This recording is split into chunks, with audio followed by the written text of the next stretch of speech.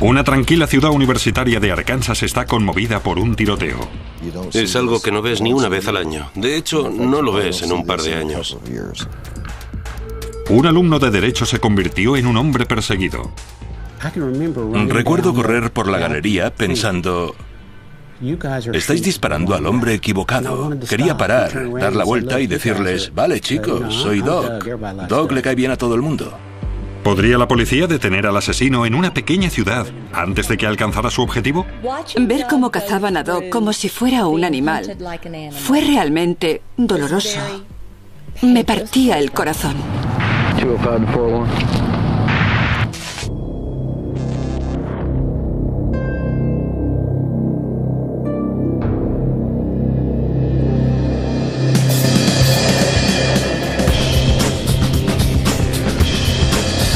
Crímenes imperfectos, Estados Unidos. Fayetteville, Arkansas. Aquí se encuentra la Universidad de Arkansas. En esta pequeña ciudad del sur, a pie de la meseta de Ozark, los crímenes propios de las grandes ciudades son muy raros. Históricamente es muy tranquila. Claro que cuando se tienen tantos alumnos en el campus como nosotros aquí, siempre se reciben muchas quejas. Cualquier cosa, desde quejas por ruidos, que siempre son muchas en el campus de una universidad, hasta acoso, gamberradas, las llamadas normales de todos los días. Pero el ritmo cotidiano de la vida universitaria se vio alterado por una llamada desesperada al 911.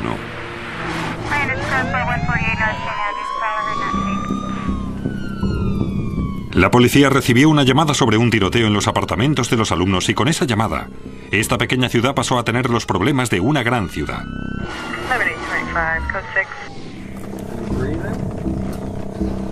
La ambulancia fue la primera en llegar al lugar de los hechos. Encontraron a Doc Norwood, de 31 años, estudiante de Derecho, herido y sangrando.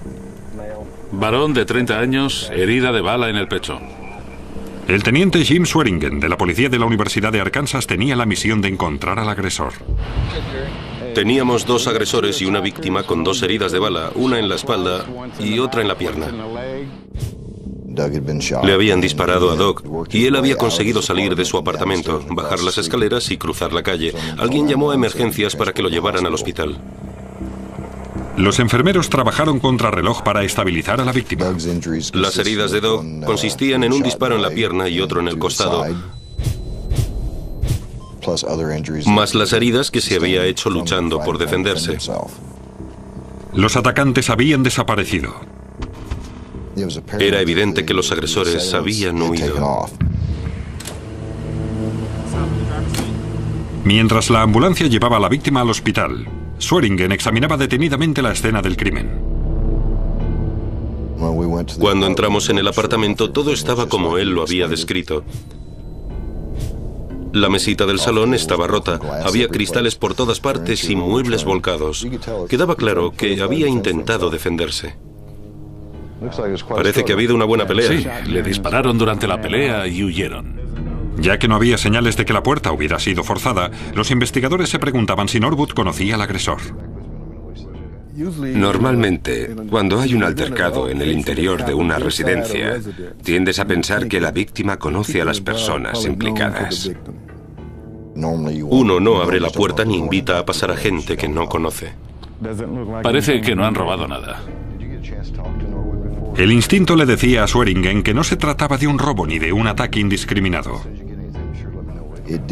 No encajaba con el típico delito sin premeditación. Había ocurrido a plena luz del día, en un complejo de apartamentos en los que normalmente hay mucha gente presente. Tan pronto como hables con él, me llamas. ¿De acuerdo? Muy bien.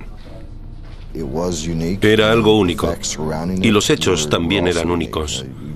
Es algo que no ves todos los días. Es algo que no ves ni una vez al año. De hecho, no lo ves en un par de años. El primer paso de los inspectores, ver si alguno de los vecinos de Norwood había presenciado lo ocurrido. ¿Ha pasado todo el día aquí? Todo el día. Tras el tiroteo hablamos con todos los vecinos que estaban en casa, en el complejo de apartamentos e incluso con gente que no vivía allí. Pero nadie había visto ni oído nada que pudiera llevarles a los agresores. No he visto nada. Bien, gracias, señor. Gracias. Nadie sabía si se trataba de una agresión indiscriminada o si Doc era el objetivo.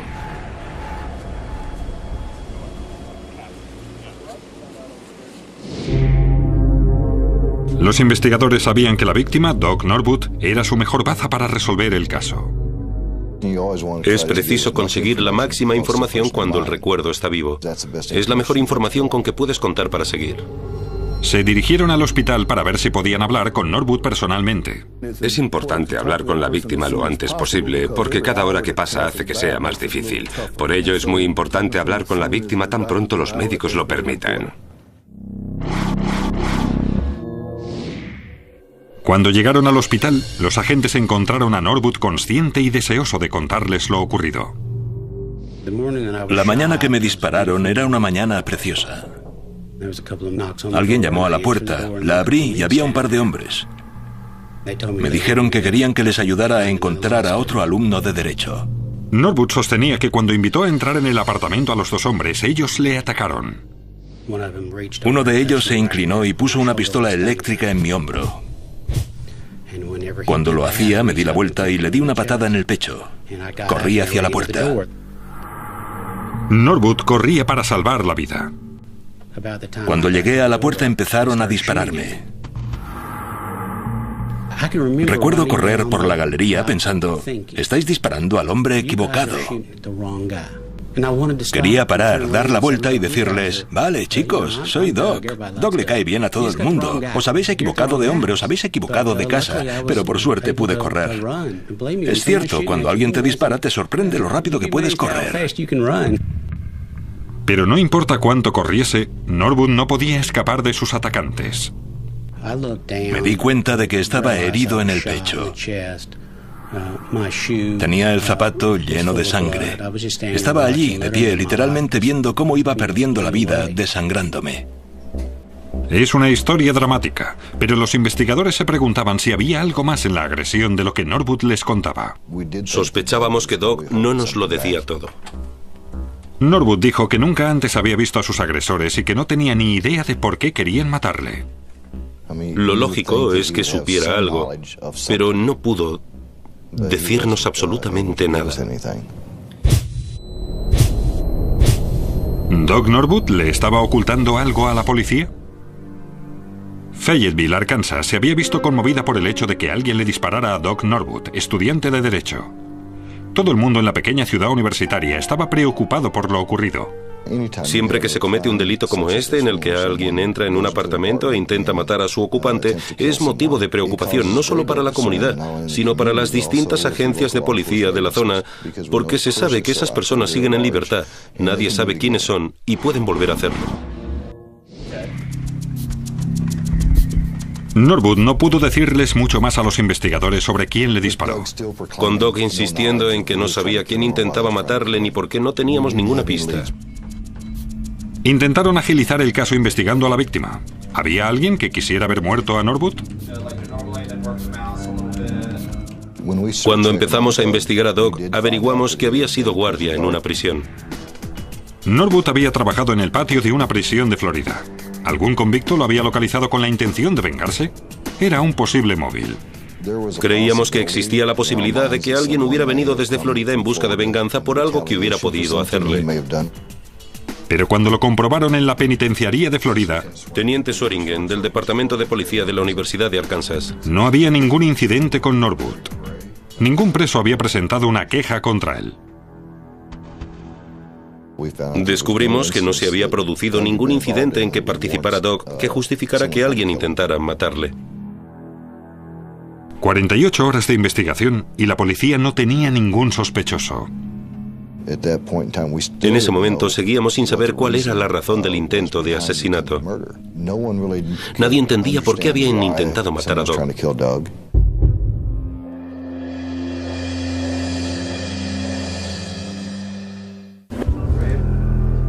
Pero un día después, la policía tuvo un golpe de suerte. Se lo proporcionó Kathy, la novia de Norwood. Kathy había mencionado la posibilidad de que su exmarido tuviera algo que ver. Y eso cambió nuestro enfoque y nos centramos en Larry Gray. El exmarido de Kathy, Larry Gray, es un hombre de negocios de Tulsa, Oklahoma. Su relación con Kathy había sido difícil desde el principio. Larry y yo nos conocimos cuando yo tenía 19 años. Nos casamos antes de un año y pasados 3 meses, él ya tenía otra mujer. Era un mujeriego en serie. Constantemente salía con otras mujeres. Pero nunca le pillé. Finalmente, Kathy se había hartado de las infidelidades de Gray y le dijo que todo había terminado. Era una lucha mental. No podía seguir escuchando sus mentiras. Me dije, tengo 30 años. He sido desgraciada 11 años. Voy a divorciarme. Kathy y Larry llevaban casi un año separados cuando ella empezó a salir con Doc Norwood. Estaba segura de que su exmarido tenía algo que ver con el intento de matar a Doc Norwood. Sabía que Larry era capaz de ser muy malo. Larry era un hombre muy posesivo, muy celoso, aunque yo no le diera muchos motivos para serlo. Cuando ya nos habíamos divorciado y decidí seguir con mi vida, sabía que él no me lo permitiría. Y había algo más que despertó las sospechas de Kathy. El divorcio tenía que hacerse efectivo el día que le dispararon a Doc. ¿Los celos de Larry le impulsaron a intentar matar a Doc Norwood? Cuando consideramos a Larry Gray como posible sospechoso, teníamos una dirección por la que empezar. Los investigadores condujeron 3 horas desde Fayetteville hasta Tulsa, Oklahoma, para interrogar a Larry Gray. Siempre que tienes un sospechoso, quieres conocerlo personalmente.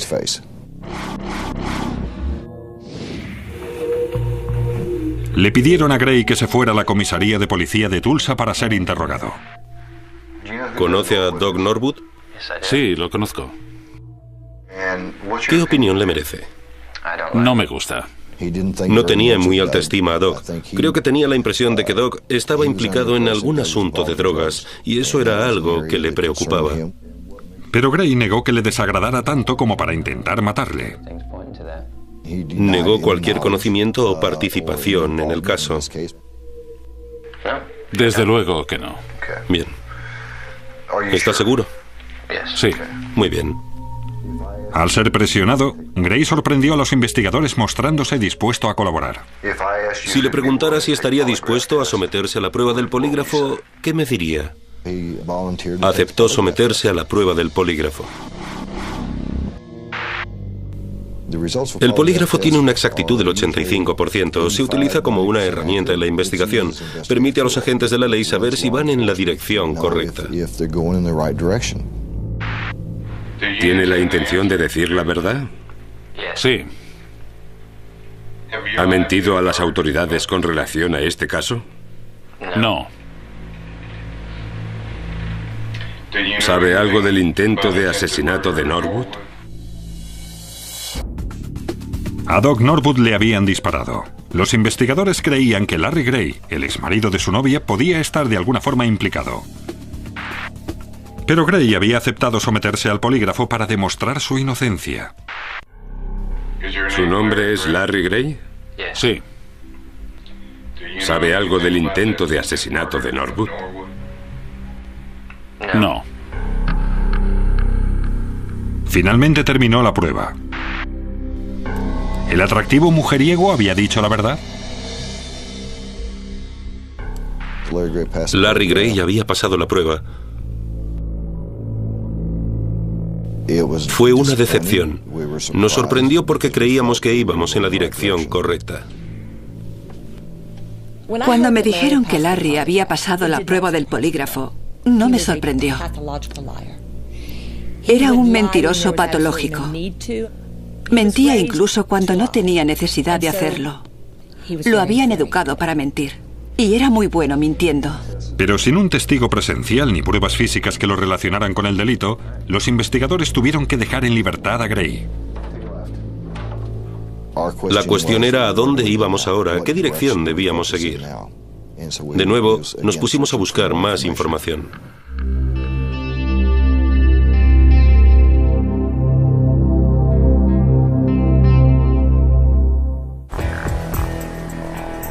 No había transcurrido ni una semana cuando el misterio que rodeaba el tiroteo de Norwood dio un giro tenebroso. 911, ¿de qué se trata? Nos llamaron sobre una explosión que había tenido lugar en un aparcamiento. Tan pronto recibimos la llamada, nos apresuramos en acudir para ver qué había pasado. Los investigadores llegaron al lugar y se encontraron con alguien a quien ya conocían: Doc Norwood. Había aparcado mi vehículo en el estadio de fútbol de la universidad. Y mientras estaba en clase, alguien había colocado una bomba. La bomba se encontraba bajo el capó delantero. Y la bomba estalló. El coche se incendió e hizo un ruido tremendo. Destrozó las ventanillas de un montón de coches que estaban cerca. La bomba incendió mi coche. Cuando tuvo lugar la explosión, había gente que la vio y la oyó. Y vio al señor Norwood salir del coche y alejarse. La policía empezó a preguntarse sobre la mala suerte de Norwood. Considerando los delitos que se habían cometido contra Doc, el tiroteo y la bomba, nos mostramos algo escépticos. ¿Cómo puedes tener tan mala suerte?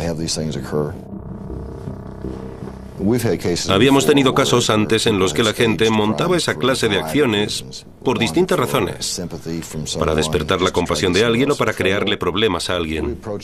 Hablamos con Doc y le pedimos que se sometiera a la prueba del polígrafo. Doc aceptó someterse a la prueba. Doc Norwood fue a la comisaría de policía para limpiar su nombre. Durante la prueba, a Doc le preguntaron sobre si sabía quién podía estar implicado en el caso, porque era él el objetivo, y otras preguntas relevantes. ¿Sabe quién es la persona que intenta matarle? No. ¿Montó usted esas acciones? No. Analizaron los resultados. Ya tenían la respuesta. El polígrafo mostraba que Norwood había mentido. Como resultado de ello, creció nuestro escepticismo. Dudábamos de la credibilidad de Doc. Esperaba que la investigación diera un giro, pero resultó que empezaron a sospechar de mí. Creían que sabía más de lo que les decía, pero no era así. Norwood creía que su novia Kathy tenía razón y Larry Gray intentaba matarle. Para mí, Larry Gray siempre fue el sospechoso por la forma en que había tratado a Kathy. Sabía que yo no tenía enemigos. No le debía dinero a nadie. No había discutido con nadie. No había razón de que alguien intentara en repetidas ocasiones matarme. No dejaba de pensar en que no tenía otros enemigos. Tenía que ser él. Doc Norwood temía que si bajaba la guardia, aunque solo fuera un minuto, sería hombre muerto. Fue horrible. No hay forma de tomárselo a la ligera, y parecía que la policía no me ayudaba. Sabía que tenía que hacer algo yo mismo para atrapar a esa gente, tenía que desenmascararles de una u otra forma. ¿Podría protegerse Doc Norwood del hombre que él sospechaba intentaba matarle? Alguien había intentado matar al estudiante de Derecho Doc Norwood 2 veces. Norwood creía que el exmarido de su novia estaba tras ello, pero no podía demostrarlo a la policía. No estaban muy interesados en ayudarme. Cuando les contaba algo lo descartaban como si fuera una paranoia mía. Doc Norwood creía que solo era cuestión de tiempo antes de que alguien intentara matarle de nuevo. Estaba asustado. Estaba asustado todos los días que iba a la universidad, porque no sabía a quién buscar. No sabía si sería un hombre o una mujer. No sabía si iría vestido con un traje o con un mono de trabajo. No sabía a quién estaba buscando. Ver cómo cazaban a Doc, como si fuera un animal, fue realmente doloroso. Me partía el corazón. Tras la bomba, su miedo fue en aumento. Norwood estaba dispuesto a que la policía se tomara en serio sus demandas. No dejaba de informar de otros incidentes sospechosos. Hola, teniente Swearingen. Todas las semanas recibíamos 2 o 3 llamadas, por lo menos.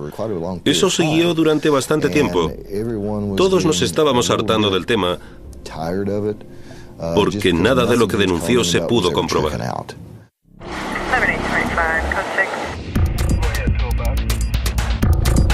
Por fin, Norwood informó a los investigadores de algo que se tomaron en serio. Alguien seguía su coche. El día que Doug nos llamó a la oficina y nos dijo que le seguía un vehículo, salté a uno de nuestros coches camuflados y fui a la zona descrita por Doug. Decidimos parar el vehículo. Si se trataba de alguien implicado en los asesinatos frustrados de Doug, sabíamos que cabía la posibilidad de que fuera armado. Por eso, decidimos seguirle durante un tiempo, hasta que se alejó del campus. Los investigadores se acercaron con cuidado al vehículo. ¿Puede ponerse ahí, por favor? Cuando le pidieron que se identificara, el conductor le mostró a Swearingen una placa de policía. Le pedí su carnet de conducir y la documentación del coche. El hombre se llamaba Michael Wayne Jackson. Me informó que era de Texas, que era un agente de policía retirado. Iba a la universidad para matricularse en un programa sobre orden público. Un agente miró el interior del coche e inmediatamente se dio cuenta de que algo no estaba bien. A la vista de todo el mundo había 2 rifles semiautomáticos. El AR-15 que estaba en el asiento del copiloto.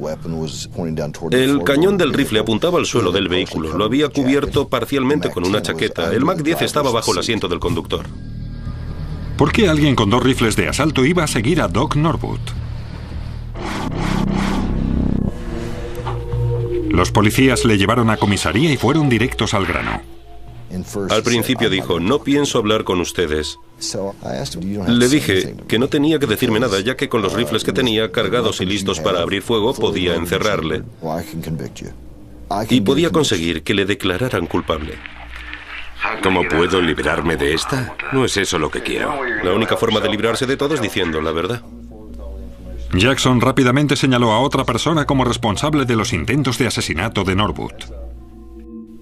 Lo primero que Mike nos dijo fue que había sido contratado por alguien para matar a Doug Norwood.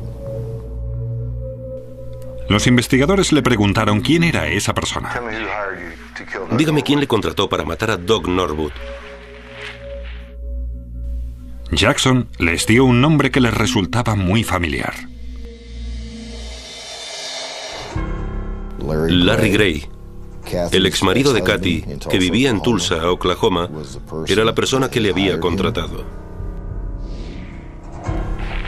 Me dijo que quería que me encargara de alguien. Larry Gray había orquestado los 3 intentos para asesinar a Doug y se había mantenido en contacto con esos presuntos asesinos a sueldo y les había contratado y pagado para que vinieran a Fayetteville a matar a Doug.